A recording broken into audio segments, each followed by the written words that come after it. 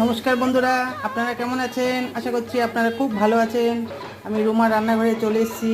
আজকে আমি কচুর ফুল রান্না করে দেখাবো। আগেও দেখিয়েছি, এখন আবার দেখাবো। একটু সর্ষের তেল দিয়ে দিচ্ছি, একটু কালো জিরে দিচ্ছি, একটু থেতো করা রসুন দিচ্ছি, আর একটু পেঁয়াজ কুচি দিচ্ছি, কাঁচা লঙ্কা শুকনো লঙ্কা দিয়ে দিচ্ছি। এবার অল্প আমি চিংড়ি মাছ দিচ্ছি। এবারে ফুলটা দিয়ে দেবো। স্বাদ মতো নুন দিচ্ছি, একটু করে চিনি দিচ্ছি, একটু হলুদ গুঁড়ো। ফুল খুব উপকারী একটা জিনিস, আপনারাও খাবেন, খুবই ভালো লাগে খেতে।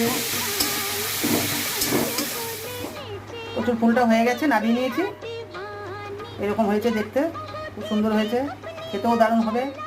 আপনারাও করে খাবেন। ভালো লাগলে লাইক কমেন্ট শেয়ার করে দেবেন আর সাবস্ক্রাইব করে দেবেন। আজকের ভিডিও এই পর্যন্ত, আবার দেখা হচ্ছে পরের ভিডিওতে।